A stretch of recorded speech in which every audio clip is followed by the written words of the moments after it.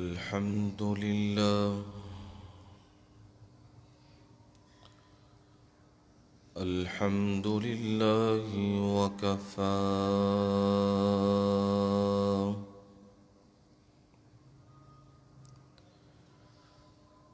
والصلاة والسلام على عباده الذين اصطفى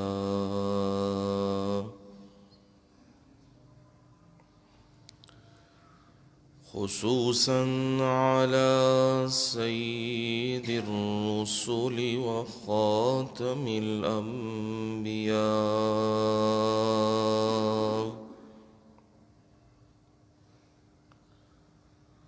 وعلى آله وأصحابه الأتقياء.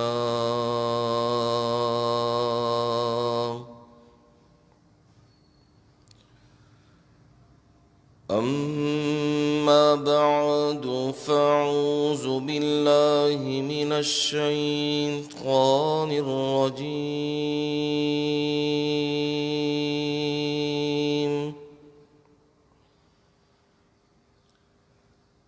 بسم الله الرحمن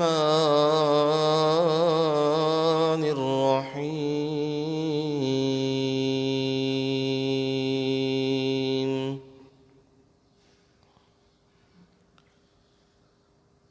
في بيوت أذن الله أن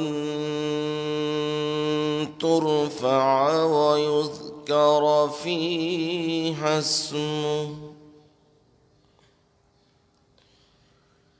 يسبح له فيها بالغدو والآصال.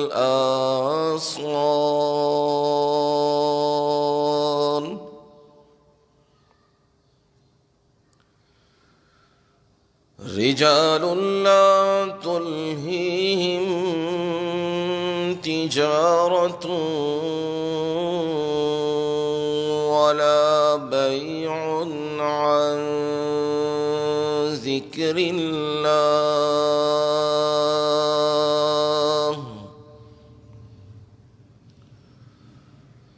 وإقام الصلاة وإيتاء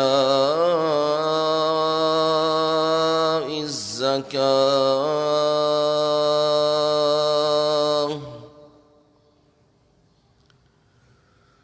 يخافون يوما تتقلب فيه القلوب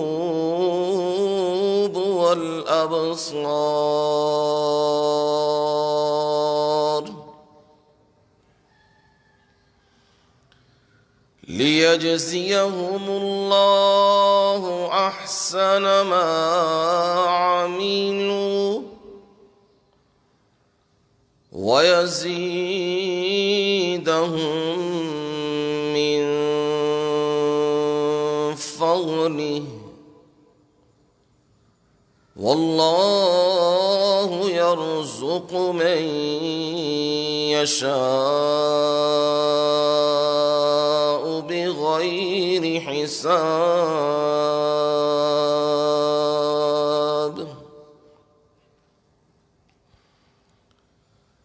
في بيوت أذن الله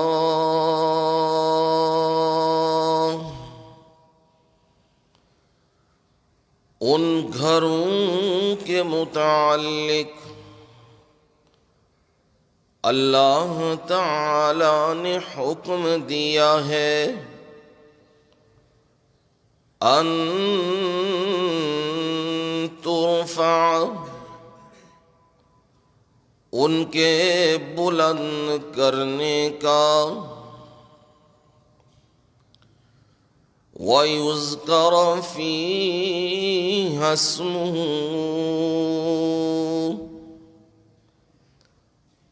اور ان گھروں میں اسی کا نام ذکر کیا جائے يسبح له فيها بالغدو والعصال،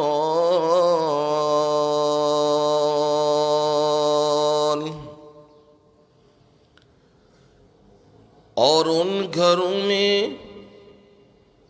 صبح اور شام اسی کے نام کی وہ تسبیح کرتے ہیں۔ رجال لا تلہیہم تجارۃ ولا بیع عن ذکر اللہ،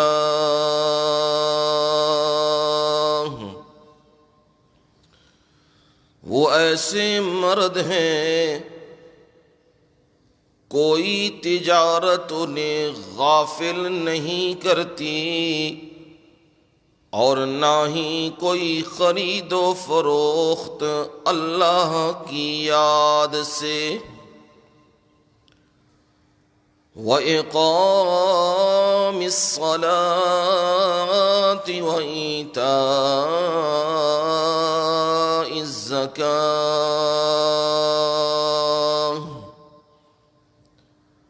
اور نماز کے قائم کرنے سے اور زکوٰۃ کے ادا کرنے سے۔ یخافون یوما تتقلب فیہ القلوب والابصار،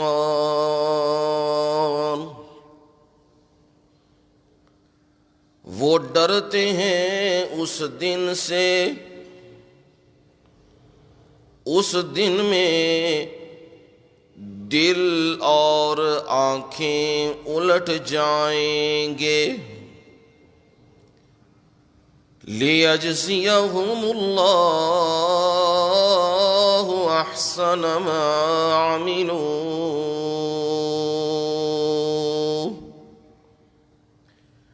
اس لیے کہ اللہ تعالی ان کو جو انہوں نے عمل کیے بہترین بدلہ دے۔ وَيَزِيدَهُم مِّن فَضْلِهِ،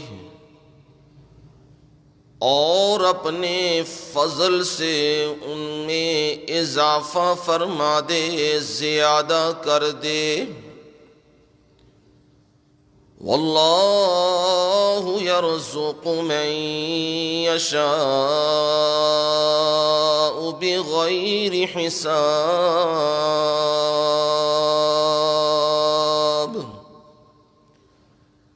اور اللہ تعالی رزق دیتے ہیں جس کو وہ چاہتے ہیں بے حساب۔ سبحان ربک رب العزت عما یصفون،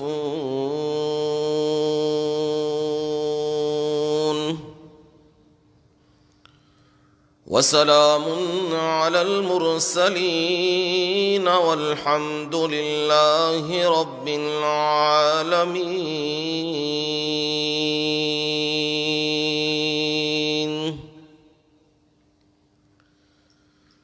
قال النبی صلی اللہ علیہ وسلم: من بنا للہ مسجدا بنى اللہ له بیتا فی الجنہ، او کما قال النبی صلی اللہ علیہ وسلم۔ نبی علیہ الصلاۃ والسلام نے فرمایا، جو شخص اللہ کے لیے مسجد تعمیر کرتا ہے، مسجد بنا دیتا ہے، اللہ تعالی اس بندے کے لیے جنت میں گھر بنا دیتا ہے۔ اللہم صل علی محمد وعلی آل محمد كما صليت على إبراهيم وعلى آل إبراهيم إنك حميد مجيد۔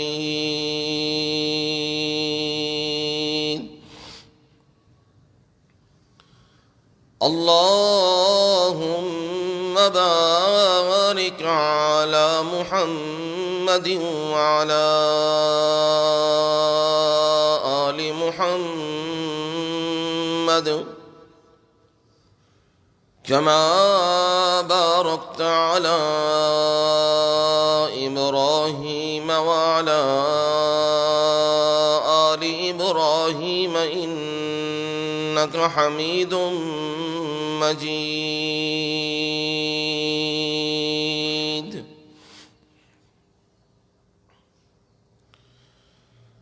قابل صد احترام و اکرام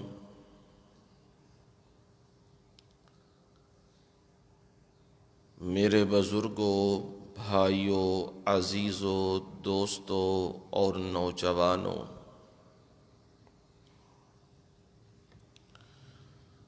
قرآن مجید اللہ تعالی کی بابرکت مطہر اور عرفہ منزہ کلام سے 18ویں پارے میں سے سورہ نور کی آیت نمبر 36، 37 اور 38 تینوں آیات تلاوت کی ہیں، اور ان تینوں آیات کا ترجمہ آپ لوگوں کو آسان سے الفاظ میں سنا دیا ہے۔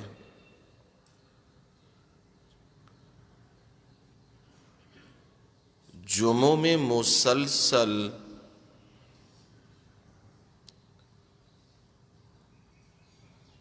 قرآن مجید کی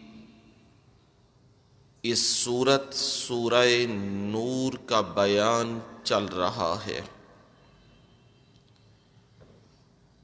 ایک ایک آیت کر کے اس سورت کو جمعوں میں بیان کیا جا رہا ہے۔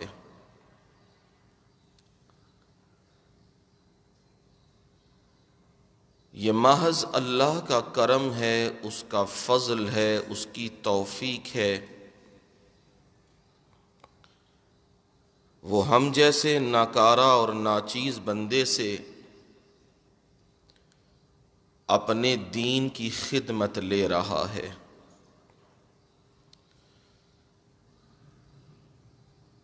اور ہم جیسے ناچیز بندے سے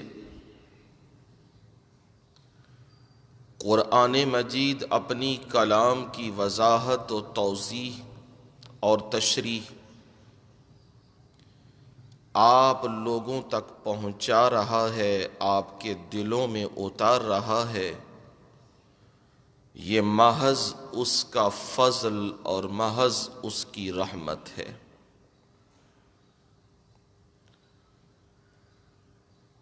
اور یقیناً یہی بات ہے، قرآن ایسی پرتاثیر کلام ہے، انسان تو انسان، اگر جنات بھی یہ کلام سن لیں تو وہ بھی اس کلام پر عاجز ہو جاتے ہیں۔ ان کی مجال نہیں، ان کی جرأت نہیں اس کلام کے سامنے وہ کوئی دم بھی مار سکیں۔ اللہ تعالیٰ نے اس کلام کو تمام دنیا کے لیے ہدایت کا سرچشمہ بنایا ہے۔ مسلمانوں پر پوری دنیا میں جو ذلتیں مسلط ہیں، جو رسوائیاں مسلط ہیں، مسلمان جو مارے کھا رہے ہیں دنیا کے ہر خطے اور کونے میں، اس کی یہی وجہ ہے کہ وہ اپنے اس دستور اور اس اپنے آئین سے منہ موڑ چکے ہیں جو رب نے انہیں دیا تھا۔ اور مسلمانوں نے اپنے بنائے ہوئے آئین کو قرآن کی جگہ دے دی ہے۔ اور یاد رکھیے، بندوں کے بنائے ہوئے قوانین ان میں سقم، ان میں غلطی رہتی ہے، رب کے بنائے ہوئے قانون میں غلطی نہیں ہوتی۔ اور رب نے یہ قانون قرآن کی صورت میں قیامت تک کی انسانیت کے لیے بھیج دیا ہے اور اسے ہدایت بنا دیا ہے۔ رسول اللہ صلی اللہ علیہ وسلم نے یہ بیان کیا، صحابہ کو یہ بات سمجھا رہے تھے، قیامت کے قریب ایک وقت ایسا آئے گا مسلمان ہر جگہ مار کھائیں گے، ان پر ذلت اور رسوائی مسلط ہوگی۔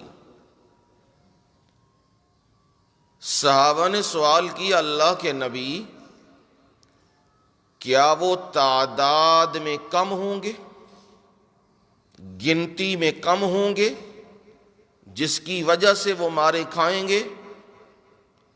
فرمایا نہیں، تعداد میں بہت زیادہ ہوں گے، اور کفر ان پر اس طرح ٹوٹے گا جیسے کھانے کے اوپر لوگ ٹوٹتے ہیں، ایسے کفر ان پہ ٹوٹے گا۔ فرمایا یہ کیسے ہو جائے گا؟ تعداد زیادہ ہوں بھی مسلمان اور کفر کے سامنے مغلوب ہو جائیں، یہ کیسے ہو جائے گا؟ فرمایا ان میں ایک بیماری آئے گی، اس بیماری کو آپ نے نام دیا ہے وہن، واو ہا نون، وہن۔ صحابہ نے کہا، اللہ کے نبی مل وہن یا رسول اللہ، وہن کیا ہوتا ہے اللہ کے نبی؟ ذرا وہن ہمیں سمجھا دیجئے۔ آپ نے فرمایا حب الدنیا وکراہیت الموت۔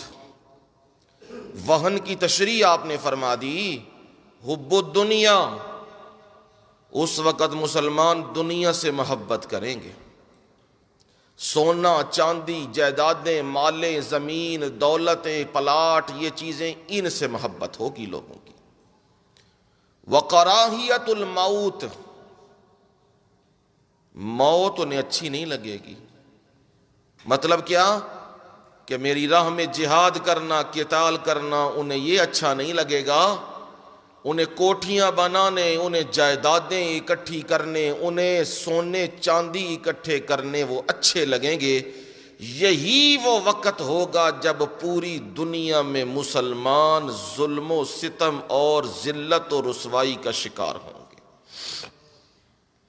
اگر ہم اس حدیث پہ نظر ڈالتے ہیں تو ہمیں یہی سمجھ آتی ہے، جدھر بھی دیکھ لو، مصر، عراق، اردن، شام، فلسطین، پاکستان، انڈیا، بنگلہ دیش، جدھر جدھر نظر مارو، سعودیہ تک حال دیکھ لو، کون سی بیماری آئی ہوئی ہے؟ حب الدنیا۔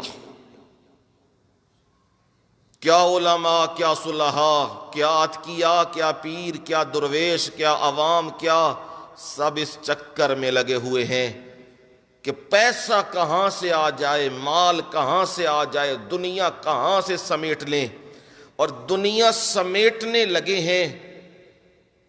جب بندہ ظاہر بات ہے دنیا سمیٹنے لگتا ہے تو موت سے اسے کیا ہو جاتی ہے؟ نفرت ہوتی ہے، موت نہیں پھر اچھی لگتی۔ اللہ اللہ، قرآن جو حقائق بیان کرتا ہے نا، بعض اوقات وہ عقلوں میں نہیں آتے، بندے کی عقل ناقص ہے نا، قرآن تو ناقص نہیں ہے، قرآن تو کامل ہے، عقل ناقص ہے۔ بعض اوقات وہ چیز نہیں آتی، بندہ کہتا ہے یہ کیسے ہو جائے گا۔ جیسے پروردگار نے بیان کیا یوم یفر المرء من اخیہ، قیامت کے دن یہ منظر ہوگا کہ آدمی اپنے بھائی سے بھاگے گا۔ بھائی نے بھائی کو دیکھا ہے میدان حشر میں، لیکن وہ دیکھ کے بھاگ گیا ہے، نکل جائے گا۔ وَأُمِّهِ وَأَبِيهِ، اپنی ماں کو دیکھے گا تب بھی بھاگ جائے گا۔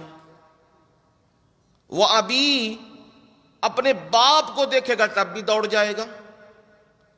وَصَاحِبَتِهِ وَبَنِيهِ، اپنی بیوی کو دیکھے گا تب بھی دوڑ جائے گا۔ وَبَنِيهِ، اور اپنی اولاد کو بھی دیکھے گا تب بھی بھاگ جائے گا۔ یہی تو انسان کے رشتے ہیں، بھائی، ان کے لیے لڑائیاں کرتا ہے بندہ، جائز و ناجائز کرتا ہے، ماں باپ کے لیے کرتا ہے، بیوی اور اولاد کے لیے کرتا ہے، پر قیامت کے دن جب ان کے سامنے یہ آئیں گے تو یہ بندہ فوراً کھسک جائے گا، کاش کہ میرا مجھ سے یہ نہ پوچھے اور میرا ان سے سامنا ہو۔ اب یہ بات ظاہراً عقل میں پڑتی نہیں ہے، ماں باپ پہ تو بندہ جان قربان کر دیتا ہے، ماں باپ کے لیے تو بندہ ٹکر لے لیتا ہے لوگوں سے، بھائیوں کے لیے ٹکر لے لیتا ہے بندہ، بھائی تو بازو ہوتے ہیں، بھائیوں کے لیے تو بندہ پھر بندوق اٹھانی وہ بھی اٹھاتا ہے، جائز کرنا ہے تب بھی کرتا ہے، ناجائز کرنا ہے تب بھی کر دیتا ہے۔ جی بھائی ہیں میرے، میں کیا کروں؟ جب سارے رشتے دور ہو جائیں، بیوی اور بچوں کا رشتہ تو دور نہیں نہ ہوتا، اس کے لیے تو بندہ ماں باپ کو بھی چھوڑ دیتا ہے، اس کے لیے تو بندہ بہن بھائیوں کو بھی چھوڑ دیتا ہے، اپنی بیوی کے لیے اور اپنے بچوں کے لیے۔ پر قیامت کے دن رب یہ کر دے گا، منظر یوں بن جائے گا کہ یہی آدمی ان سب رشتوں کو دیکھے گا اور دوڑے گا، بھاگ جائے گا، بھاگے گا، نکلے گا، میں نکلوں کسی طریقے سے، ان کے ہتھے نہ میں چڑھوں۔ تو رب نے یہ منظر دنیا میں دکھا دیا ہے۔ بعض چیزیں ایسی ہیں وہ بندے کے سامنے آتی ہیں، بندے کو سمجھ آتی ہے واقعی یہ تو تھوڑا منظر ہے، جو وہ منظر ہوگا وہ پتہ نہیں کیا ہوگا۔ یہ اب وائرس جو آیا ہوا ہے جس کی تشہیر کی جا رہی ہے تھوڑا، پر بنا کے اس کے زیادہ کیا جا رہا ہے۔ کرونا پڑ گیا ہے سب کو۔ یاد رکھو، بیماری کوئی بھی آئے، وبا کوئی بھی آئے، مومن کے لیے وہ اللہ کی رحمت ہوتی ہے، اس کے درجات کی بلندی ہوتی ہے، اس کے گناہوں کی معافی ہوتی ہے، اور اگر وبا میں وہ فوت ہو جائے تو وہ شہادت کی موت ہوتی ہے۔ کتنے صحابہ کی وفات ہوئی ہے طاعون کی بیماری میں، جب طاعون کی بیماری آئی، اب یہ تو نہیں کہ وہ گناہگار ہو گئے، وہ وبا آئی ہے، اس وبا میں چلے گئے، اب وہ موت شہادت کی موت ہے۔ لیکن یاد رکھنا، کافروں کے لیے بیماری اور وبا اللہ کا کیا ہوتا ہے؟ عذاب ہوتا ہے۔ اب وہ عذاب تم دیکھ رہے ہو، جس کے پیچھے ہم سب بھاگتے تھے، کاش کہ ہمیں امریکہ کا ویزا مل جائے، کاش کہ ہمیں انگلینڈ کی نیشنلٹی مل جائے، کاش کہ ہمیں کینیڈا اور یورپ کے کچھ نہ کچھ مل جائے۔ اب ان کے حالات دیکھتے ہیں تو کہتے ہیں پاکستان ہی اچھا ہے، جب ان کے لاک ڈاؤن دیکھتے ہیں، ان کے معاملات دیکھتے ہیں تو کہتے ہیں بالکل یہی اچھا، یہی ٹھیک ہے، اپنا وطن تو ہے نا، اپنی مٹی تو ہے نا۔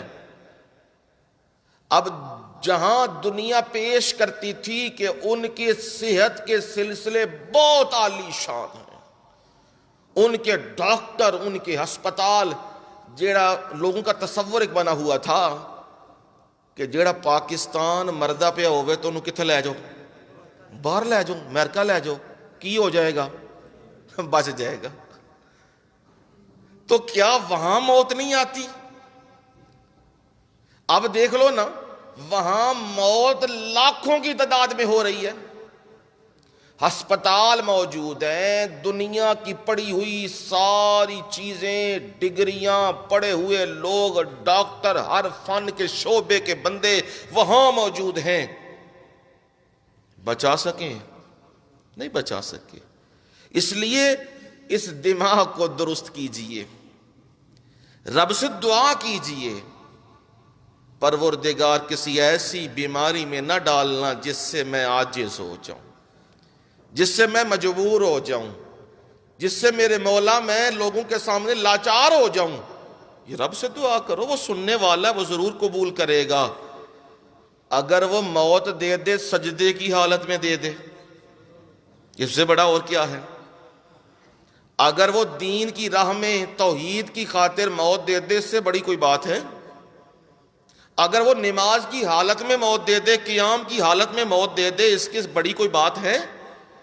او بھائی، ہر چیز تو اسی کے کنٹرول میں ہے نا، وہ جو چاہے وہ کر سکتا ہے۔ تم اس سے خیر مانگو، تم مانگ رہے ہو کہ ہمیں امریکہ پہنچا دے، ہمیں برطانیہ پہنچا دے، ہمیں فلانی جگہ پہنچا دے، وہاں جی یہ جو ہیلتھ کے معاملات ہیں وہ بہت اونچے ہیں، بندہ وہاں بچ جاتا ہے، وہاں بڑا علاج ہوتا ہے۔ رب کہتا ہے لو بھائی علاج کرا لو، وہاں لاشوں کے ڈھیر لگے ہوئے ہیں۔ اور یہ بھی بات سمجھیے گا، انہیں تو چھوڑیے، ان کا تو جو حال ہے، ہم مسلمانوں کے سامنے یہ چیز آ چکی ہے۔ گھر کے اندر اگر کسی کو مسئلہ ہو جائے، یہ ٹائیفائڈ آ جائے، میں اس کو سیدھے الفاظ میں کہوں گا، ٹائیفائڈ آ جائے یا نمونیا آ جائے، جس کو نام انہوں نے دیا ہوا ہے، کورونے کا نام دیا ہے، یہ آ جائے تو حالت پھر کیا ہوتی ہے؟ غریب غربا تے کہندے نے یار ہن چھڈ کے تے نہیں جا سکتے، ان دا ساتھ دئیے، دی خدمت خاطر کریے، ویکھی جائے گی جو ہویا۔ تے جنہاں دے کول پیسہ ہے، دولت ہے، او جائیداداں نے، او کی کردے نے؟ آندے نہیں انہوں تے مرن دے، انہیں دے پیچھے اسی تے نہیں نہ مر سکتے۔ مجھے کتنے ایسے بندے موجود ہیں جو سکی اولاد کو چھوڑ کے بھاگ گئے، اولاد ماں باپ کو چھوڑ کے بھاگ گئی ہے کہ ابا جی نو کرونا ہو گیا ہے، اماں جی نو کرونا ہو گیا ہے، اب ان کے پیچھے ہم تو نہیں نہ مر سکتے، ٹھیک ہے یہ اپنی گزارے، ہم اپنی گزارے۔ یہ تو میاں معمولی سی افراتفری ہے جو تم نے دیکھی ہے، ابھی لوگ اس کو ہاتھ نہیں لگاتے، تو کہ ڈکلیئر ہو جائے نا یہ کرونا ہے، لوگ اس کو ہاتھ نہیں لگانے کو تیار۔ حالانکہ جب بندے پہ موت آ گئی تو ہر چیز تو ختم ہو گئی اس کی، لیکن فلسفہ ہم نے لیا ہے مغرب کا کہ نہیں ہاتھ نہیں لگانا، پڑ جائے گا کرونا۔ اب اس کو عیسائی آ گئے، عیسائیوں نے رسیاں ڈال کے تابوت میں ڈال کے اور ڈالا، نہ جنازہ، نہ تدفین، نہ کوئی اور چیز، نہ کوئی نہلانا، نہ کوئی اسلامی طریقہ۔ یہ ہے دنیا میں افراتفری، اور اس کے نتائج تم دیکھ رہے ہو کہ یہ مال اندر آیا ہے، مال کی محبت آئی ہے تو بندے رشتوں کو کیا کر چکے ہوئے ہیں؟ دور، بھول چکے ہوئے ہیں۔ یہی ہوگا مسلمانوں کا حال قرب قیامت، اور ہو رہا ہے۔ مسلمانوں کے اندر موت انہیں اچھی نہیں لگتی، قتال انہیں اچھا نہیں لگتا، جہاد فی سبیل اللہ انہیں اچھا نہیں لگتا، انہیں دنیا کے مال سمیٹنے، اکٹھا کرنا وہ انہیں پسند ہوتا ہے۔ اس لیے فرمایا اس وقت مسلمانوں پہ یوں دنیا کفر ٹوٹے گی۔ اور یہ میرے نبی صلی اللہ علیہ وسلم نے یہ بات کہی، سمجھائی، ان اللہ یرفع بہذا الکتاب اقواما ویضع بہ آخرین۔ اللہ تعالیٰ اس کتاب کی وجہ سے قوموں کو عزتیں دیتے ہیں، بلندیاں دیتے ہیں، مقام دیتے ہیں، دنیا انہیں دیکھتی ہے اور رشک کرتی ہے۔ یاد کرو صحابہ کا دور، یاد کرو میرے نبی کا دور، اس قرآن کے اوپر، اس قرآن سے وہ لوگوں کو راہ بتلا رہے ہیں، قرآن کے اوپر جمے ہوئے ہیں، قرآن کی تعلیمات پہ عمل کر رہے ہیں۔ نام بجتا ہے کیسر و کسریٰ کی سلطنت میں عمر کا، ان پہ لرزہ طاری ہو جاتا ہے۔ نام پڑتا ہے علی المرتضیٰ کا، ان پہ لرزہ طاری ہو جاتا ہے۔ سیدھے سادے مسلمان تھے نا وہ، لیکن قرآن پہ عمل کرتے تھے۔ انہوں نے اپنا آئین اور دستور قرآن کو بنایا تھا۔ اسی لیے علامہ اقبال بھی یہی کہہ رہے ہیں، گر تو میں خواہی مسلمان زیستن، گر تو میں خواہی مسلمان زیستن، نیست ممکن جز بقرآن زیستن۔ فارسی میں کہہ رہے ہیں علامہ اقبال، گر تمہیں خواہی مسلمان زیستن، اگر تو چاہتا ہے تو مسلمان بن کے زندگی گزارے، تو جہاں جائے تیری پہچان ہو کہ مسلم آ رہا ہے، مسلمان آ رہا ہے، تو پھر یہی حل ہے، نیست ممکن جز بقرآن زیستن، پھر ممکن ہی نہیں ہے کہ قرآن کے بغیر تو مسلمان بن جائے، پھر یہ ممکن ہی نہیں۔ یہ شاعر مشرق علامہ اقبال حکیم الامت یہ پیغام دے رہا ہے، قوم کو میسج دے رہا ہے، قرآن کے بغیر تم کبھی بھی مسلمان نہیں حقیقی معنوں میں بن سکتے۔ یہ قرآن دستور ہے، آئین ہے۔ اور پھر یہی بات تو کہہ رہے ہیں، زیر گردوں سر تمکین تو چیست، آسمان کے نیچے زمین کے اوپر تو زندگی گزارنا چاہتا ہے، تو میں تجھے بتاتا ہوں وہ طریقہ کیا ہے۔ وہ طریقہ یہ ہے، قرآن کو اپنا آئین بنا لے، زیر گردوں سر تمکین تو چیز، کتاب زندہ قرآن حکیم، حکمت اولا یزالست قدیم۔ علامہ اقبال نے کیسی عجیب بات کہہ دی ہے، قرآن یہ آسمان کے نیچے زمین کے اوپر، تیری زندگی کا راز کیا ہے؟ کتاب زندہ، کیا لفظ بولے؟ کتاب، اللہ اللہ، کیسا قلب تھا اس بندے کا، کیسا لفظ اس نے جوڑا۔ کتاب زندہ، او قرآن مجید زندہ، یہ تم سے کلام کرتا ہے، بولتا ہے، تمہیں کہتا ہے ذالک الکتاب لا ریب فیہ، یہ کتاب زندہ ہے، کتاب زندہ قرآن حکیم۔ وہ زندہ کتاب کون سی ہے؟ وہ قرآن مجید ہے، حکمت اولا یزالست قدیم، اس میں وہ دانائی کی باتیں، وہ حکمت کی باتیں، وہ ابدی، وہ ہمیشہ رہنے والی باتیں ہیں۔ یہ قرآن مجید ہے، علامہ اقبال نے بھی تمہیں سمجھایا قرآن کے بغیر تمہاری زندگی نہیں، اور میرے مرشد نے تو کہہ دیا اللہ عزتیں دیتا ہے کس کتاب کی وجہ سے؟ قرآن کی وجہ سے۔ وَيَضَعُ بِهِ آخَرِينَ۔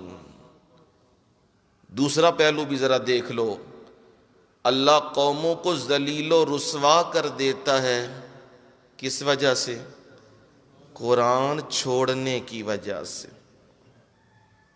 جب وہ قرآن چھوڑ دیتے ہیں، وہ معزز تھے زمانے میں، وہ معزز تھے زمانے میں، مسلمان ہو کر ہم خوار ہوئے تارکے قرآن ہو کر۔ چھوڑتا نہیں علامہ اقبال ہیں، وہ معزز تھے زمانے میں، انہوں نے مقام پائے، رتبے پائے، عزتیں پائے، دنیا ان کا نام لیتی ہے، آج بھی اصحاب رسول کا نام لیتی ہے، ابو بکر، عمر، عثمان و علی، طلحہ و زبیر، عبد الرحمن اور سعد، ان کے نام دنیا لیتی ہے۔ کیوں؟ اس لیے وہ حقیقی معنوں میں مسلمان تھے۔ ہم خوار ہوئے، ذلیل و رسوا ہو رہے ہیں، کس وجہ سے؟ تارک قرآن ہو کر۔ قرآن کو ہم نے کیا کر دیا ہوا ہے؟ چھوڑ دیا ہے۔ قرآن کو ہم نے ترک کر دیا ہے۔ اب قرآن کو ہم نے صرف اس لیے رکھا ہے دم درود مردے بخشوانے، بس اس کام جھوٹیاں قسماں چکنیاں تے عدالتاں دے وچ سر تے قرآن رکھ دینا تے ہاتھ رکھ تو اتے رکھ تے میں چک لاں گا تے بھائی ہن ایس کام جی برکت واسطے قرآن رہ گیا ہے تے مردیاں واسطے رہ گیا۔ قرآن کنہاں واسطے وے؟ مردیاں واسطے وے؟ کنہاں واسطے وے؟ زندیاں واسطے وے۔ یہ جو چکر چلا لیا نا قوم نے، تیجے ساتے 40ویں کل تے برسیاں تے پڑھ پڑھ قرآن، اب وہ چلا گیا ہے، اب وہ جانے رب جانے۔ تم اپنا حساب کتاب کرو، تمہیں رب نے سانس دیے ہوئے ہیں، مہلت دی ہوئی ہے، تم انہیں دینے لگے ہو جی 8 قرآن ملک کر دیو جی، ملت کر دیو جی، تحفہ دے دیو جی، جی 20 قرآن سٹو جی، 40 قرآن، ایک ہی کو ڈرامہ لگے ہے۔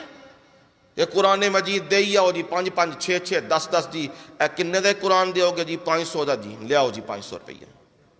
انا للہ و انا، اے قرآن دے سودے تے قرآن نو ویچنا وٹانا، پھر ظاہر گالے ہر بندہ میاں تو انو دھوکھا ہی دے گا، پھر فراڈ ہی لائے گا۔ قرآن تو انو گل سمجھاندہ ہے، پچھلے جمعے بھی آپ نے سنا کہ اللہ زمین آسمان کی کیا ہے؟ رونق ہے نا، روشنی ہے، نور السماوات والارض۔ اور مومن کی مثال دی ہے کہ اس نور سے فائدہ کون اٹھاتے ہیں؟ فرمایا مومن کا سینہ، اور اس سینے کے اندر کیا؟ دل، اور وہ دل اس طرح صاف شفاف ہے جیسے شیشے کی قندیل ہوتی ہے، اور جو ہی پھر اسے تیل ملتا ہے وہ چراغ روشن ہوتا ہے، جو ہی اسے ہدایت ملتی ہے، قرآن کی روشنی ملتی ہے، بصیرت ملتی ہے، تو وہ اس طرح روشن ہو جاتا ہے۔ اب کوئی بندہ وہاں اندھیرا نہیں کر سکتا، وہاں کوئی غلط بات اسے نہیں بتا سکتا، توحید سے اسے ہٹا نہیں سکتا، اور سنت سے اسے موڑ نہیں سکتا، کیونکہ وہاں اللہ نے ہدایت کا چراغ کیا کر دیا ہے؟ روشن کر دیا ہے۔ اور مومن کے اندر تو اللہ نے قدرتی طور پہ یہ چیز اس کے دل میں رکھی ہوتی ہے۔ ہاں جب قرآن کی روشنی اسے ملتی ہے، دلائل اسے ملتے ہیں، وہ سنتا ہے اپنے رب کی تخلیق اور قدرت کے نمونے، اور رب کے متعلق قرآن سنتا ہے، تو پھر حال یوں بن جاتا ہے نور علی نور۔ پہلے بھی اندر روشنی موجود ہے، بصیرت موجود ہے، کھوٹے کھرے کی تمیز کر سکتا ہے، حق اور باطل میں فرق کر سکتا ہے، لیکن جب قرآن سنتا ہے تو پھر روشنی کے اوپر روشنی ہو جاتی ہے، پھر ایسے روشنی ہوتی ہے، پھر وہ کہتا ہے پہلے بھی مجھے یہ یقین تو تھا کہ یہ حق اور سچ ہے، پر اب تو میں نے قرآن سن لیا ہوا ہے، اب تو میں نے نبی کا فرمان سن لیا ہوا ہے، اب میاں میں تمہارے دھوکے میں نہیں آتا، فراڈ میں نہیں آتا۔ اور فرمایا یہ روشنی ایسی روشنی ہے، یہ پیسوں سے نہیں ملتی، یہ دولت سے نہیں ملتی، یہ لمبے قدوں سے نہیں ملتی، یہ خوبصورت چہروں سے نہیں ملتی، یہ پیر کی اولاد ہونا، مولوی زادہ ہونا یا کسی اور کی بڑے کی اولاد ہونے سے یہ ہدایتیں، یہ روشنیاں نہیں ملتی، یہ روشنی دیتا ہوں میں اللہ، یہد اللہ لنورہ من یشاء، جس کو میں چاہتا ہوں اسے میں کیا کر دیتا ہوں، یہ روشنی دے دیتا ہوں نا۔ میں وہاں یہ نہیں دیکھتا یہ نبی زادہ ہے یا غیر نبی زادہ ہے، نوح کا بیٹا ہے نبی زادہ، نہیں میں نے روشنی دی، اسے طلب ہی نہیں تھی، میں نے روشنی ہی نہیں دی۔ نوح کی بیوی اسے طلب ہی نہیں تھی اس روشنی کی، میں نے دی ہی نہیں۔ لوط علیہ السلام کی بیوی اسے روشنی کی طلب ہی نہیں تھی، میں نے دی ہی نہیں۔ نبی کے چچا ابو طالب اور نبی کے چچا ابو لہب، روشنی کی وہ طلب تھی ہی نہیں، میں نے نہیں دی۔ دینے پہ آیا تو میں بلال حبشی کو دے دی، دینے کو آیا تو میں نے عمار اور یاسر کو دے دی ہے، دینے پہ آیا تو میں نے سلمان فارسی کو کہاں سے اٹھایا، ایران سے، اور کہاں وہ دنیا کے چکر لگاتا گھومتا گھومتا آ کے نبی کے قدموں میں بیٹھ گیا۔ اور جب وہ سنا رہے تھے اپنی داستان، اللہ اللہ، اپنی داستان سلمان فارسی جنت البقیع میں بیٹھے، نبی صلی اللہ علیہ وسلم ایک تدفین کر رہے تھے تو وہاں آ گئے، اور جب آخری نشانی انہوں نے دیکھی نا نبی صلی اللہ علیہ وسلم کی، گھومنے لگ گئے نا، یوں چکر کاٹنے لگ گئے۔ نبی علیہ الصلوۃ والسلام نے یوں دیکھا اور کہا مہر نبوت دیکھنا چاہتا ہے کہ ہاں ہاں، کیونکہ نشانیاں لے کے آئے تھے نا، لمبا واقعہ ہے، میں اس کا اختصار کرتا ہوں بس، پھر آیا کسی دن ذکر کروں گا۔ نبی علیہ الصلوۃ والسلام نے کہا ادھر پیچھے آ جا، آپ نے یوں کپڑا اٹھایا، یہاں کندھوں کے درمیان یوں گوشت ابھرا ہوا تھا، یہ مہر نبوت تھی، یہ نشانی ہے نبی صلی اللہ علیہ وسلم، آخری نبی جو آئے گا اس کے دونوں کندھوں کے درمیان یہاں ایک کبوتری کا انڈا، چھوٹا انڈا، اس کے برابر یوں گوشت ابھرا ہوا ہوگا، بڑے خوبصورت انداز۔ ویسے گوشت ابھرے تو بدھا لگتا ہے نا، یہاں تو عجب ہی حال تھا نا میرے نبی کا، یہ نشانی تھی۔ ہائے جب سلمان فارسی نے یہ دیکھی، یہ نشانی آخری دیکھی، سلمان فارسی تو پھر گھٹنوں کے بل گر گئے اور نبی صلی اللہ علیہ وسلم کی اس جگہ کو چومنے لگ گئے اور زاروں قطار رو رہے۔ صحابہ کا بھی حال یہی ہے، وہ بھی رو رہے ہیں۔ آپ نے فرمایا سلمان کیا ہو گیا؟ فرمایا اللہ کے نبی اس نشانی تک پہنچنے کے لیے جتنے سفر میں نے کی، اللہ کے نبی، میں غلامی کی بھینڈ چڑھ گیا، میں آزاد تھا، اور میں کھاتے پیتے گھرانے کا بندہ تھا، پر اسلام کی روشنی کے لیے میں نے اتنے سفر کیے اور اس مقام پہ پہنچا، آج مجھے وہ منزل مل گئی اللہ کے نبی، اس لیے مجھ سے اب رہا نہیں جا رہا۔ جب انہوں نے اپنا پورا واقعہ سنایا، کس طرح میرے ساتھ کیا کیا ہوا، صحابہ کا بھی حال یہی تھا، رو رہے تھے زاروں قطار۔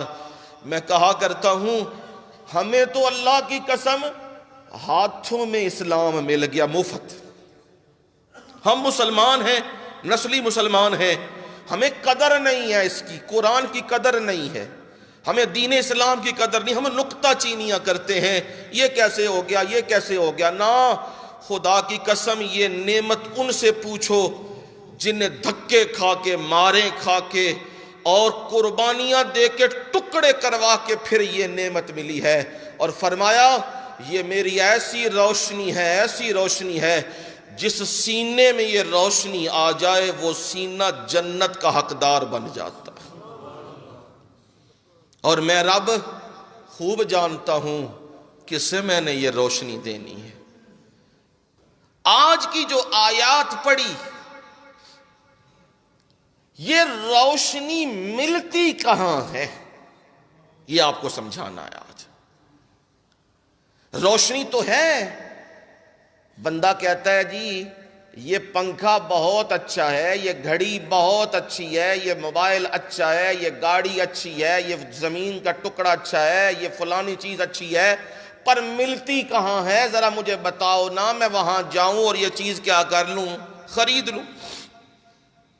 میرے رب نے فرمایا اس روشنی کا ایک ٹھکانہ ہے، یہ روشنی وہاں ملتی ہے۔ کون سا ٹھکانہ ہے جی اس روشنی کا؟ فرمایا وہ ہیں مساجد، فی بیوت، یہ مساجد ہیں، اس کا ٹھکانہ یہاں یہ روشنی ملتی ہے، ہدایت والی روشنی۔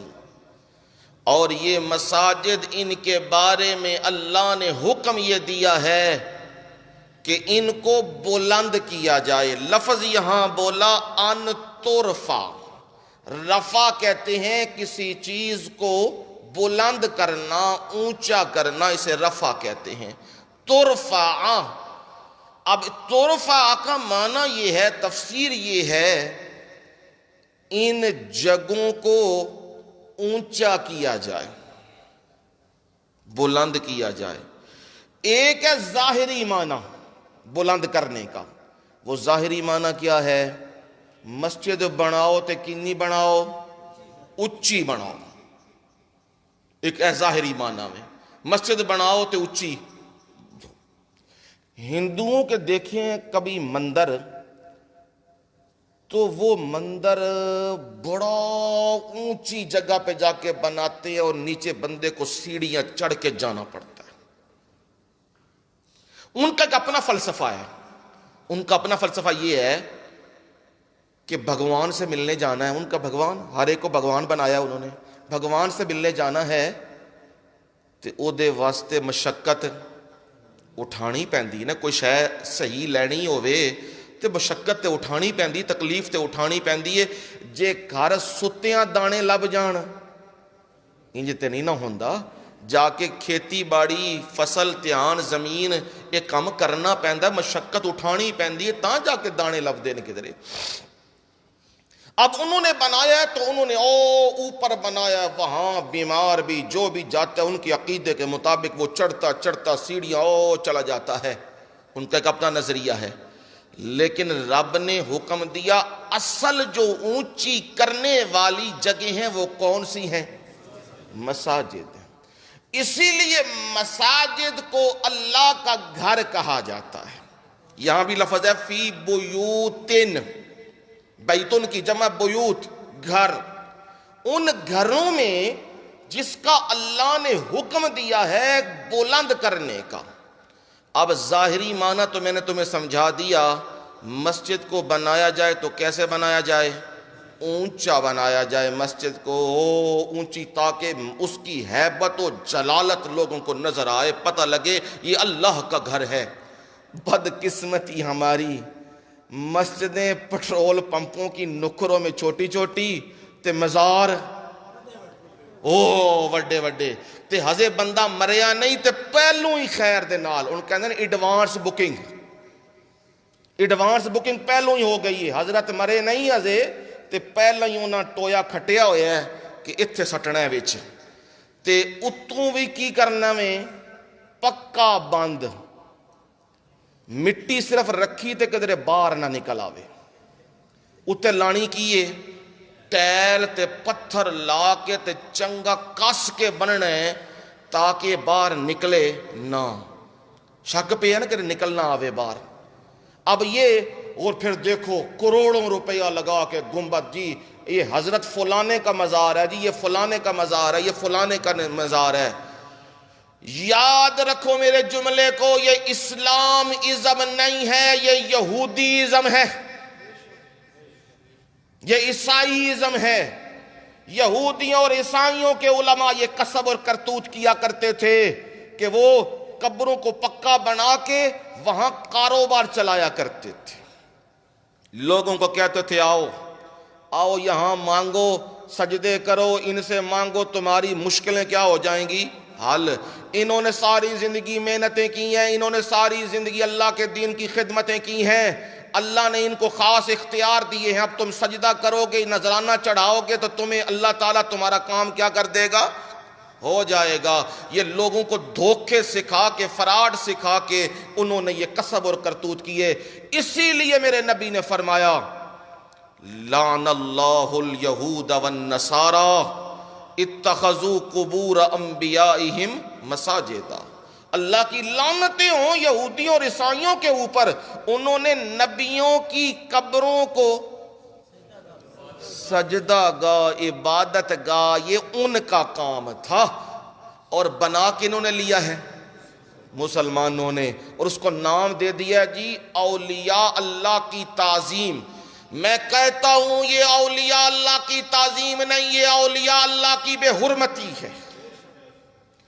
اگر یہ اولیاء اللہ کی تعظیم ہوتی، سب سے پہلے میرے نبی دربار بنا دیتے، روضہ بنا دیتے سید الشہداء حضرت حمزہ کا۔ صحابی سے بڑا کوئی ولی ہے؟ اور جسے نبی کی زبان سے کہو سید الشہداء، سارے شہیداں دا سردار حمزہ۔ پھر نبی وفات اور شہادت پہ روئیں بھی، پھر مسلمانوں جو طریقے ہم نے بنائے ہیں، کوئی ماتم کر رہا ہے، کوئی کیا کر رہا ہے، کوئی 10ویں کو 12ویں کو کیا چکر چلا رہی ہیں، یہ اسلام نہیں ہے۔ اگر اسلام ہوتا تو میرے نبی سب سے پہلے یہ کرتے۔ میرے نبی نے کچی قبر بنوائی ہے، پکی قبر، یہ اسلام نہیں ہے، یہ یہودی ازم ہے۔ اور اس کے اوپر سے کمائیاں کھانیاں، حرام کام کرنے، غیر اللہ کے نام کی نظریں کھانی، یہ اب بدقسمتی ہے مسلمانوں کی۔ مساجد کے لیے تو لینا پڑتا ہے جی، اتھارٹیاں لینی پڑتی ہیں، NOC لینی پڑتی ہے۔ بندہ کہتا ہے میری توبہ، میں مسجد نہیں بنانی، تو دربار بنانا ہوئے جتھے مرضی لاؤ، ڈیپو لا لو، اور ڈیپو لا کے اکٹھا کرو، لوگوں کو پیسے لٹو۔ یہ کام چل رہا ہے، ہر 4-5 کلومیٹر کے اوپر مزار، یہ فلانے حضرت صاحب ہے، یہ فلانے حضرت صاحب ہے، اور نام بھی پھر بڑے بڑے عجیب لوٹ مار کے ایک سلسلے بنائے ہوئے ہیں۔ یاد رکھو یہ اسلام نہیں ہے۔ اگر یہ اسلام ہوتا تو نبی صلی اللہ علیہ وسلم خود کسی نبی کا مزار خود بناتے، کسی صحابی کا مزار خود بناتے۔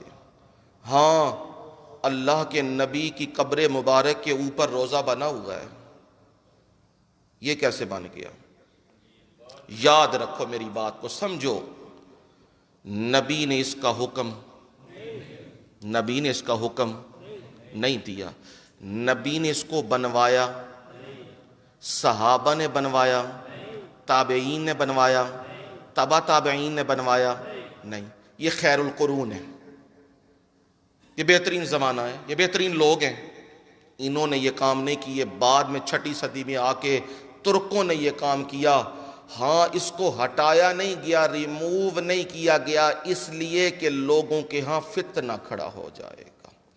جس طرح رسول اللہ صلی اللہ علیہ وسلم مکہ فتح ہوا، آپ نے کہا عائشہ میرا دل کرتا ہے میں بیت اللہ کو گرا کے اس طرز پہ بناؤں جو میرے جد امجد ابراہیم کی طرز ہے۔ اس میں حتیم کیا ہے؟ اندر۔ یہ ابو جہل کی تعمیر میں حتیم کیا ہے؟ باہر ہے۔ پر عائشہ رضی اللہ تعالی عنہ میں کرتا اس لیے نہیں ہوں لوگ یہ نہ کہنے لگ جائیں محمد صلی اللہ علیہ وسلم فتح کے نشے میں اس قدر مست ہوئے کہ اللہ کے گھر کو بھی گرا دیا ہوا ہے۔ فتنہ کھڑا ہو جائے گا نا. بعض چیزیں ہوتی حقیقت میں صحیح ہیں لیکن ان میں رکنا پڑتا ہے. کیوں؟ کہ فتنہ کھڑا ہو جاتا ہے, لوگوں کے اندر وبال ایک بن جاتا ہے, خام خواہ لوگ فتنے میں مبتلا ہو جاتے ہیں. اس لیے آپ نے یہ عمل کیا. لیکن یاد رکھیے گا, اونچا کس کو کرنا ہے؟ مساجد کو کرنا ہے. قبروں کو کیا کرنا ہے؟ نیچا کرنا ہے, پست کرنا ہے. زمین کے ایک بالشت اس کے اوپر ہو تو برابر کرنی ہے. قبروں کا حال یہ ہے. لیکن یہاں جو ذکر کیا کہ اسے بلند کرنا ہے, تو بلند کرنے کا مطلب کیا؟ یاد رکھو, کسی کا گھر اس وقت اونچا ہوتا ہے کہ جب وہاں رہنے والے مکین اس گھر کو صاف ستھرا رکھیں. اگر گھر بڑا خوبصورت بنا ہوا ہے, اندر کیا پڑا ہے؟ گند. جو بندہ باہر سے آئے گا وہ کہے گا یار باہر تے بڑا ودی ہے پر اندر کی پہ ہے گند. اے ہے ہی گندے لوگ نے. وہ اس جگہ پہ گند پڑے گا تو اس جگہ کی وہ جو بلندی ہے, جو اونچائی ہے, جو عظمت ہے, وہ کیا ہو جائے گی؟ کم ہوگی.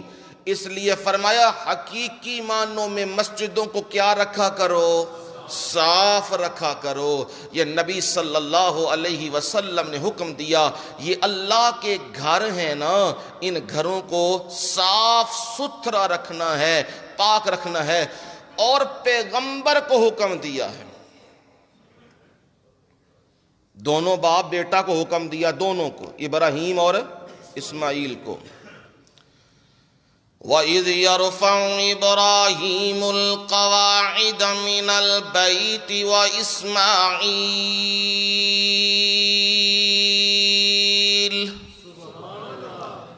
رَبَّنَا تَقَبَّلْ مِنَّا إِنَّكَ أَنْتَ السَّمِيعُ الْعَلِيمُ.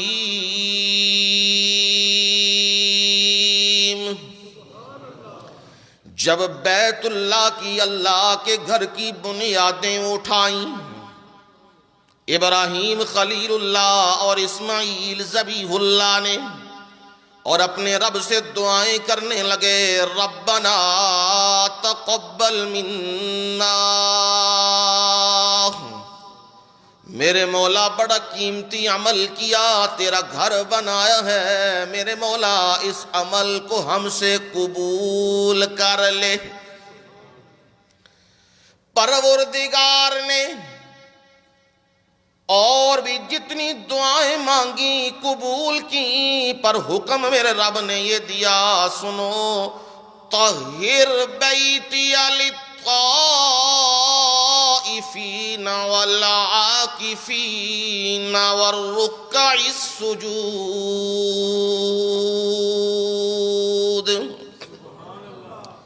میرے گھر کو پاک کیجئے, صاف ستھرا کیجئے, یہاں شرک کی نجاستیں بھی نہیں ہونی چاہیے, اور یہاں عام گندگی اور غلاظتیں بھی نہیں ہونی چاہیے. میرے گھر کو پاک رکھنا ہے.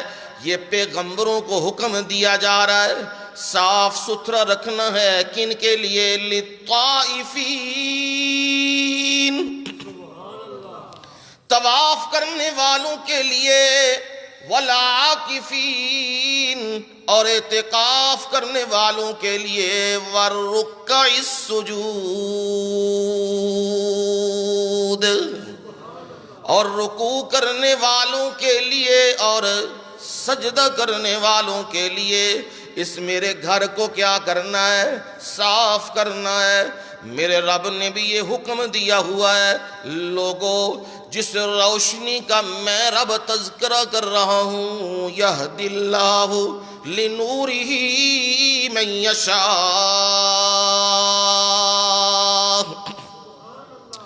اللہ تعالی جس کو چاہیں یہ روشنی عنایت کر دیں, قرآن کی دولت دے دیں, ہدایت کی دولت دے دیں, مالا مال کر دیں, یہ اس کی مرضیاں. پر یاد رکھنا, یہ ہدایت کس مقام پہ ملتی ہے؟ فی بیوت اذن اللہ ان ترفع, وہ اللہ کے گھر ہیں، بیوت کا لفظ استعمال کیا، سمجھا یہ دیا یہ مساجد جہاں اللہ کا ذکر کیا جاتا ہے وہ اللہ تعالیٰ کے کیا ہیں؟ گھر ہیں۔ اور نبی علیہ السلام نے فرمایا جو شخص اللہ سے محبت کرتا ہے، من احب اللہ، جو اللہ سے محبت کرتا ہے اسے چاہیے فلیحبنی، اسے چاہیے وہ بندہ مجھ سے محبت کرے۔ اور جو بندہ مجھ سے من احبنی، جو مجھ سے محبت کرتا ہے اس بندے کو چاہیے کہ وہ بندہ میرے صحابہ سے محبت کرے۔ وَمَنْ أَحَبَّ أَصْحَابِي، اور جو میرے صحابہ سے محبت کرتا ہے، پیار کرتا ہے، اسے چاہیے فَلْيُحِبُّ الْقُرْآنَ،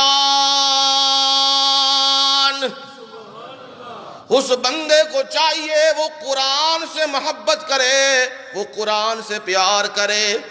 اور جو بندہ من احب القرآن، جو قرآن سے محبت کرتا ہے اسے چاہیے فلیحب المساجد، اسے چاہیے کہ وہ مساجد سے کیا کرے؟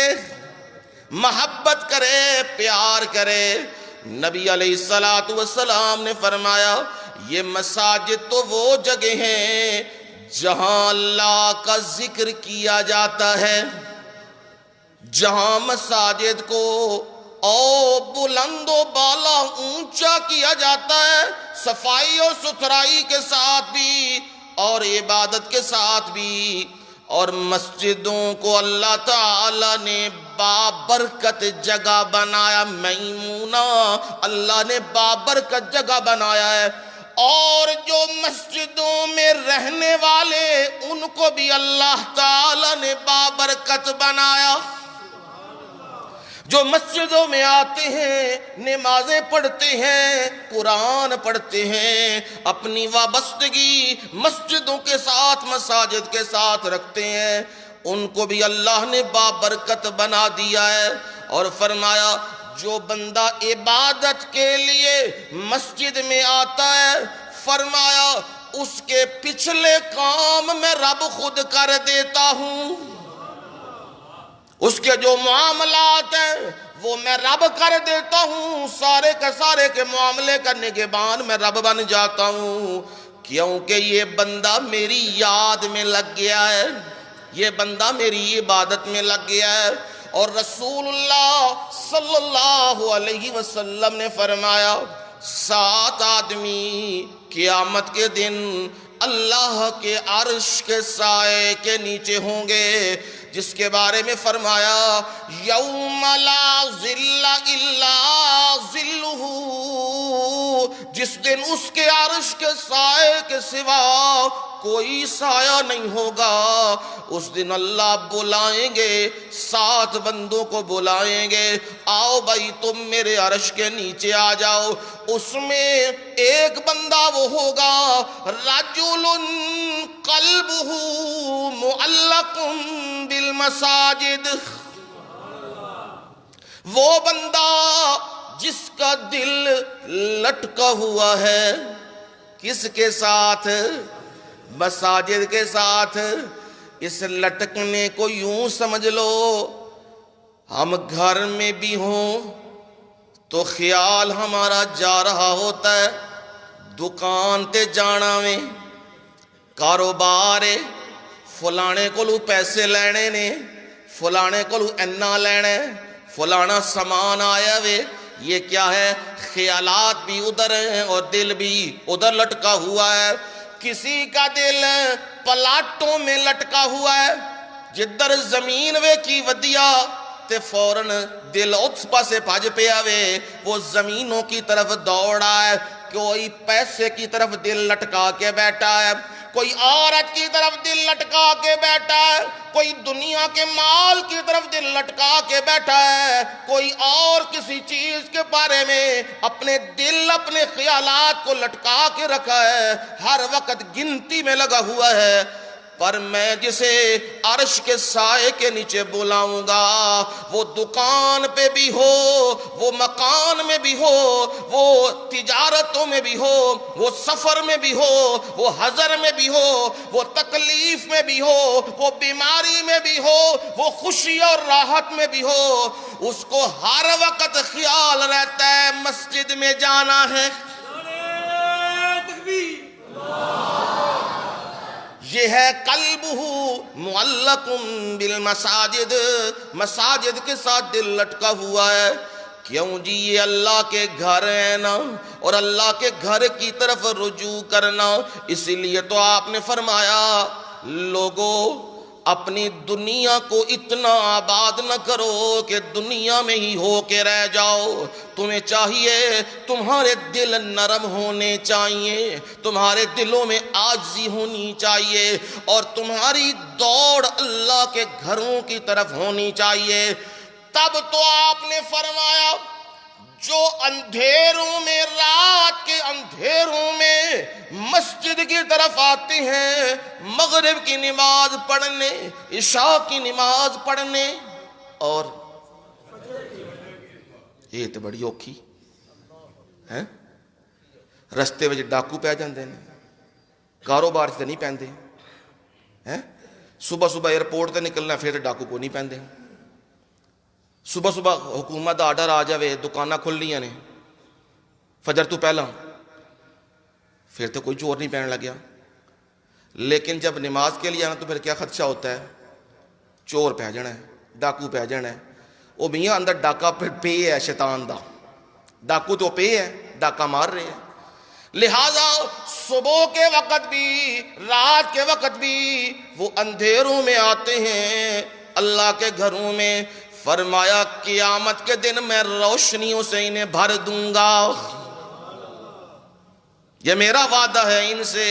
میں ان ظلمتوں کو اور ان اندھیروں کو یوں کر دوں گا جیسے قرآن مجید نے فرمایا یسعی نورہم بین ایدیہم و بایمانہم، ان کی روشنی ان کے آگے ان کے اعمال ہیں نا، ان کی وہ نمازیں، وہ روزے، وہ حج، وہ صدقے، وہ زکاتیں، وہ مسجدیں بنانے، وہ مدرسے، وہ سلسلے، وہ سارے روشنی بن کے ان کے آگے دائیں بائیں وہ روشنی چل رہی ہوگی۔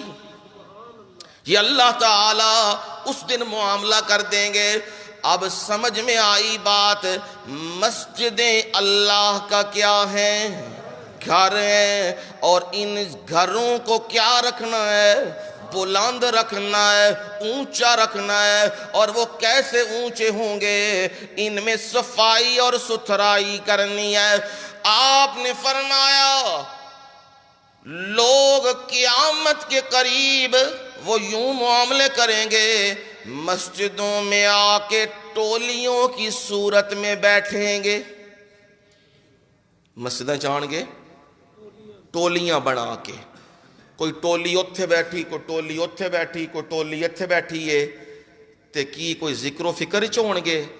ہاں نہیں، فرمایا دنیا دیاں گلاں کر دے ہون گے، کاروبار دیاں گلاں کر دے ہون گے دنیا وچ۔ حال ہمارا بھی کچھ ایسا ہی بنا ہوا ہے۔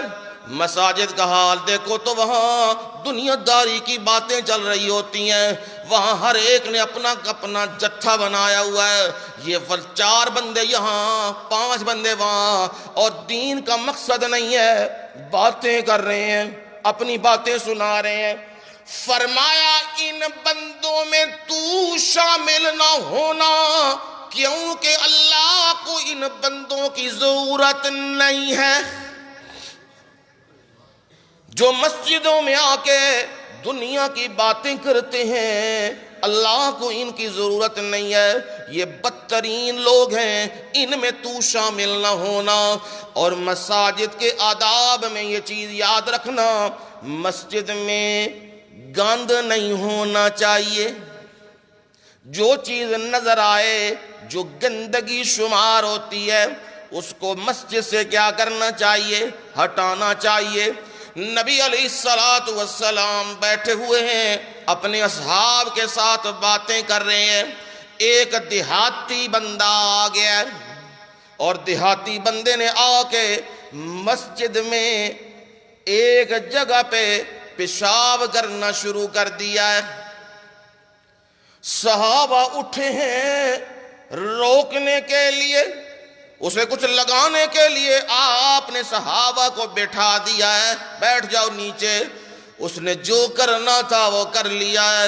اب آپ نے صحابہ کو کہا جاؤ تم اسے صاف کر دو, پانی بہا دو اور اسے میرے پاس بھیج دو. جب وہ دیہاتی آیا وہ بیان کرتا ہے میں قربان ہو جاؤں ایسے مشفق اور مہربان پیغمبر کے اوپر جنہوں نے نہ مجھے جھڑکا ہے نہ مجھے مارا ہے. سبحان اللہ. اللہ ہمیں ایسے اخلاق دے دے, نبیوں والے اخلاق دے دے. مجھے جھڑکا بھی نہیں, مجھے مارا بھی نہیں, مجھے سمجھایا او اللہ کے بندے مساجد تو اس لیے بنائی جاتی ہیں کہ ان میں اللہ کی عبادت کی جائے, اور مساجد تو پاک جگہ ہوتی ہیں, صاف جگہ ہوتی ہیں, ان میں یہ نجاست و گندگی نہیں پھیلائی جاتی. یہ سمجھا دیا ہوا ہے. اب رسول اللہ صلی اللہ علیہ وسلم سے عملاً بھی یہ ہے کہ کوئی گندگی کوئی نجاست تمہیں نظر آئے تو اسے کیا کرنا چاہیے؟ صاف کر دینا چاہیے. مسجد کو صاف ستھرا ہونا چاہیے, اپنے آپ کو بھی صاف ستھرا ہونا چاہیے. یا بنی آدم خذوا زینتکم عند کل مسجد. جب آدم کی اولاد, آدم کے بیٹے, یہ آدم کی اولاد, یہ انسان, انہیں سمجھایا جا رہا ہے جب مسجدوں کی طرف جانے لگو تو پھر کیا کرو؟ زینت کا اہتمام کرو. زینت کیا ہے؟ کپڑے صاف ستھرے ہونے چاہیے دینے, اور جسم صاف ستھرا ہونا چاہیے. یہ آج چیزیں آ گئی ہیں نا, ٹاپک چل پڑا ہے, قرآن مجید کی آیات ہیں, تو ایسے موضوع روزانہ نہیں بیان ہوتے. اس لیے ان چیزوں کو سمجھو اور ان چیزوں کو آگے لوگوں تک پہنچاؤ اور اس پر عمل کی کوشش کرو, تاکہ یہ جو مساجد غیر آباد ہو رہی ہیں اور مساجد میں گڑبڑ ہو رہی ہے ان کی اصلاح کرو اور ان کو درست کرو. اب مساجد یہ اللہ کے گھر ہیں اور یہاں پہ لوگ آتے ہیں عبادت کرنے کے لیے, یہاں عبادت کے لیے آتے ہیں, تو ان عبادت کی جگہوں کو صاف ستھرا رکھو, ان میں گندگی اور نجاست کو نہ پھیلایا کرو, اور اپنے وجود کو بھی کیا کرو؟ صاف ستھرا. ہمارے لوگ پسینے میں لتھڑے ہوئے کپڑے, بدبو آ رہی ہو نہ کپڑیاں دے وچوں, اور وہ آ کے مسجد وچ نماز پڑھن چلے ہیں. جی نہیں میاں نہیں, یہ نہیں ہے زینت. جب تمہارے ساتھ تم خود بھی اس سے اچھا محسوس نہیں کر رہے, تمہارے ساتھ جو بندہ کھڑا ہے وہ بھی پریشان ہے, وہ بھی عبادت میں دلچسپی نہیں لے رہا, اسے بدبو آ رہی ہے. مسجد میں ایسا نہیں کرنا چاہیے. کپڑے کیسے ہونے چاہیے؟ صاف ستھرے.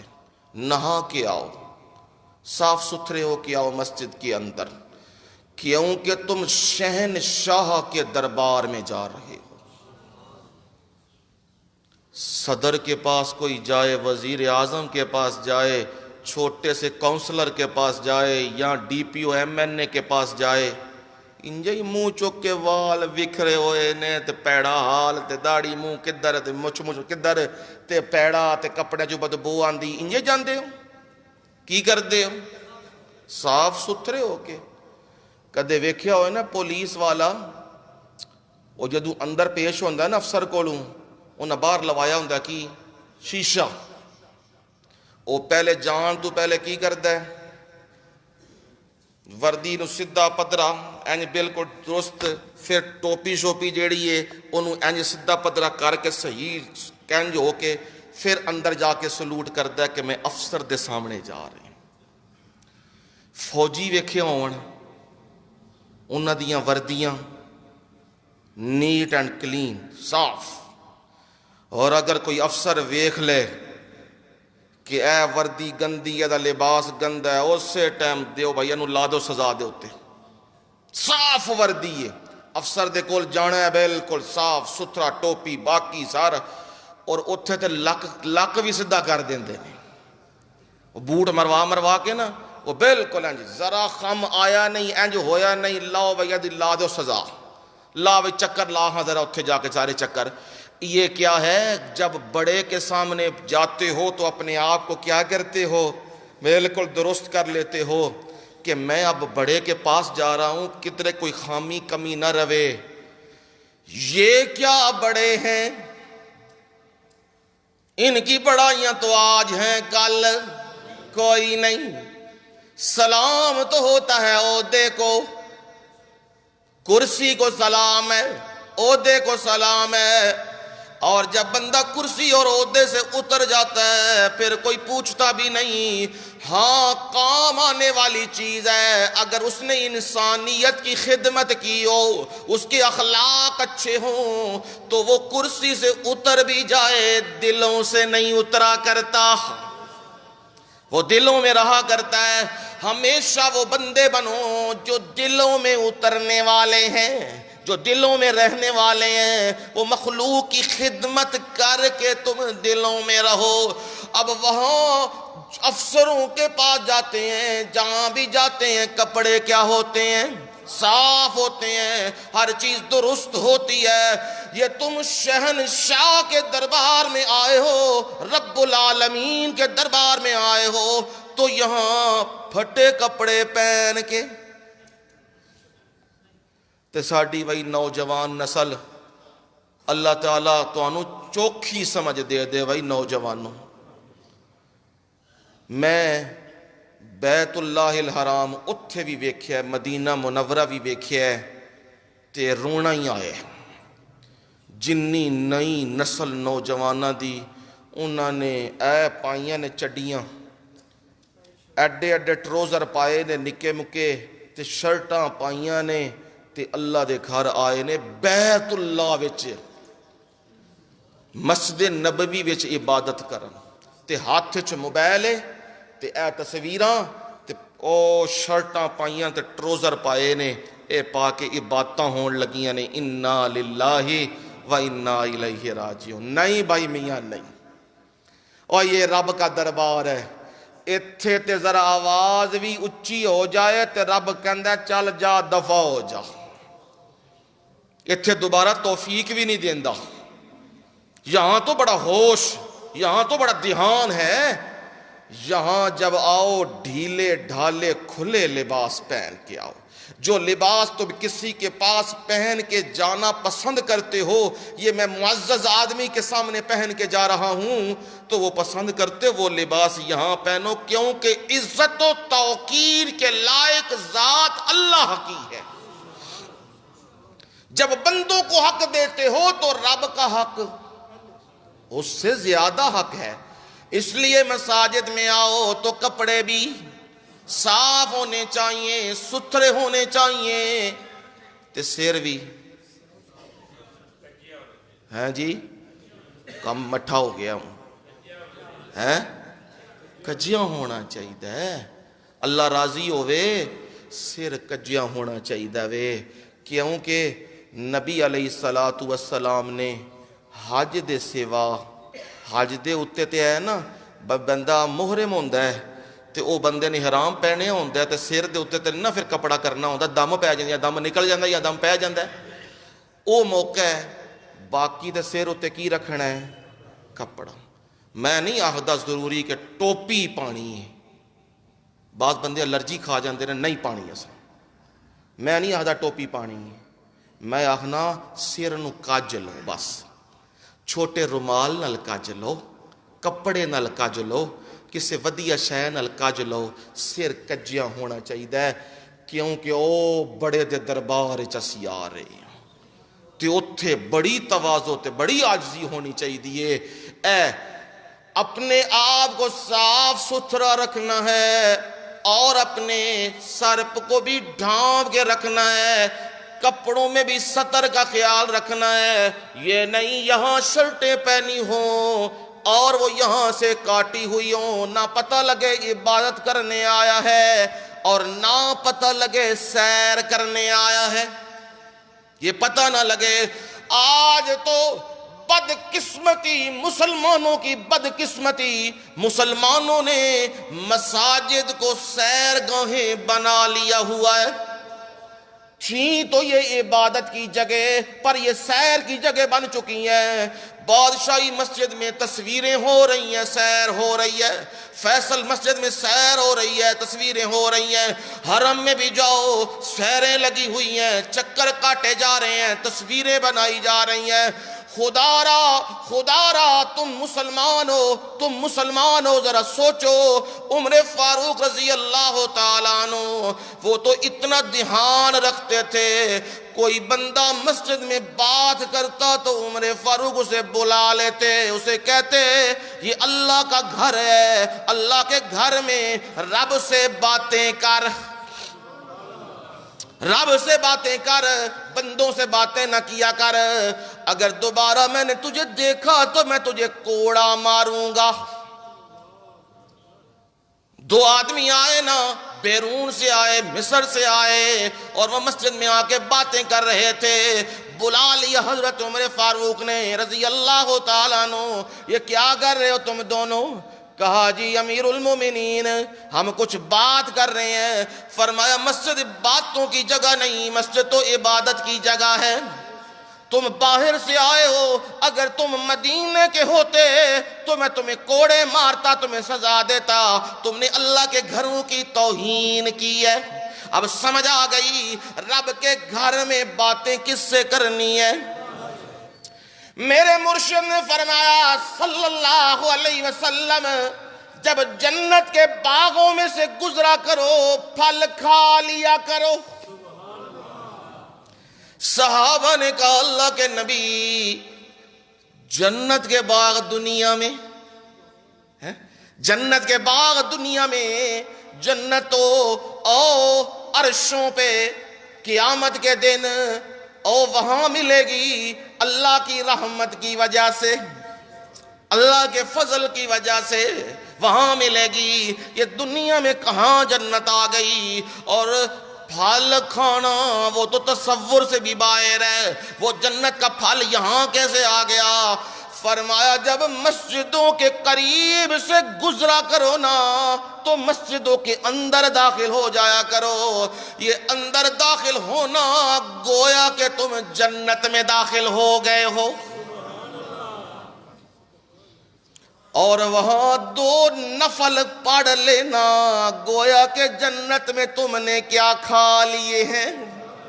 اللہ اللہ، دیکھو اس کی رحمت کے بہانے مسجد میں آؤ، وقت ملا ہوا ہے تمہیں تو قرآن کی تلاوت کر لو، ذکر و اذکار کر لو، اور اگر ویسے بیٹھے ہو تو ٹھیک۔ آپ نے فرمایا جو وضو کر کے مسجد میں آ جاتا ہے اور انتظار میں بیٹھ جاتا ہے، اللہ کی حمد و تقدیس میں لگ جاتا ہے اور انتظار میں بیٹھتا ہے کب وقت ہوگا اور میں نماز ادا کروں گا، فرمایا اس کا بیٹھنا بھی اللہ عبادت میں شمار کر دیتا ہے۔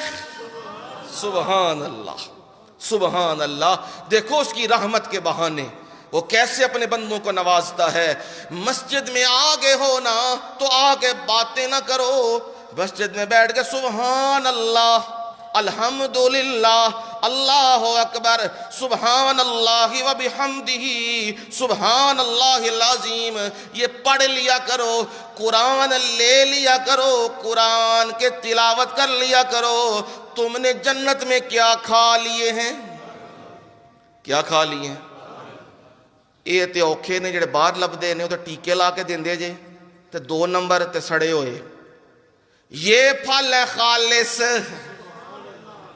یہ پھل ہیں بہت اچھے صاف ستھرے جنتی پھل ہیں، اور مسجد میں آ کے نوافل پڑھ لیا کرو، پر دھیان کیا کرو اگر سورج عین اوپر ہے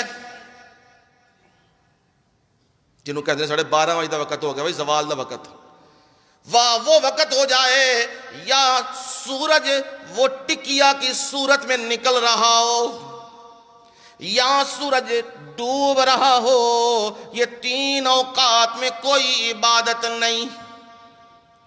ہاں دوسرے 2 اوقات ہیں، فجر کے فوراً بعد، عصر کے فوراً بعد قضا نماز ہے وہ پڑھ سکتے ہو، نفل تو اس وقت بھی نہیں پڑھ سکتے۔ اگر یہ اوقات ہیں تو ان میں آ کے بیٹھ جاؤ، نوافل ادا نہ کرو۔ جب وہ وقت چلا جائے تو پھر کیا ہو جاؤ، اللہ کے دربار میں کھڑے ہو جاؤ اور اس کو یاد کرنے لگ جاؤ، کیونکہ اسے قیام بڑا پسند ہوتا ہے۔ وہ اپنے پیغمبر کو بھی کہہ رہا ہے یا ایھا المزمل قم اللیل الا قلیلا، وہ اپنے پیغمبر کو بھی کہہ رہا ہے آپ کیا کیجئے، قم اللیل الا قلیلا، رات کو قیام کیجئے، کھڑے ہو جائیے۔ ہاں کتنا تھوڑا، الا قلیلا، کم نصفہ، رات کا آدھا، او انقص منہ قلیلا، یا اس سے بھی کم رب کی عبادت میں لگ جا، اور کر کیا اس میں، ورتل القرآن ترتیلا۔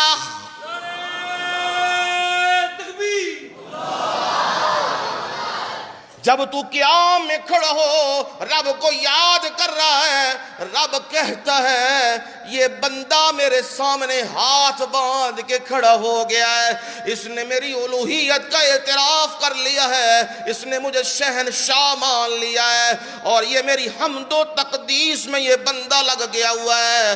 رب کہتا ہے بندہ تو پڑھتا رہ، میں سنتا رہوں گا۔ دنیا کے سامنے بندہ 4 باتیں کرے تو بندہ کہتا ہے بس کر سمجھ آ گئی یہ گل، ہن بہتیاں گلاں نہ کر۔ اور جتنا بڑا بندہ ہو اس کے سامنے زیادہ بات کرنا لوگ کہتے ہیں نہ 2 لفظاں وچ گل کر دیو، بہتی لمبی گل نہیں کرنی، یہ بڑا بندہ ہے جی، اس کے سامنے تھوڑی بات کرو بس ٹھیک ہے ہو گیا۔ رب تو ہے اللہ اکبر، سب سے بڑا ہے نا۔ رب تمہیں کہتا ہے، بندے کہتے ہیں تھوڑی بات کرو زیادہ نہ کرو، میں رب کہتا ہوں تھوڑی نہ کر بہتی کر۔ اے خالق تے مخلوق دا فرق ہے، اے میں رب تے دنیا دا فرق ہے۔ میں رب کہنا تو گلاں کردا جا تے میں سندا جانا وا، کیونکہ میرے دربار چ تو کھلو گیا ہے۔ جو میرے دربار میں کھڑا ہو جائے مجھے یاد کرنے لگے، اور میری یاد کا طریقہ کیا ہے، ورتل القرآن ترتیلا،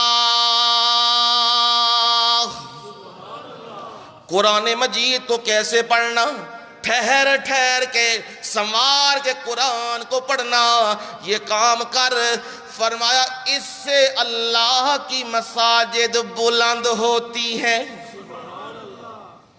زندگی رہی تو پھر انشاءاللہ اگلے جمعے یہیں سے مساجد کی بلندی کیسے ہوتی ہے اور کون کرتے ہیں، انشاءاللہ اگلے جمعے۔ وما علینا الا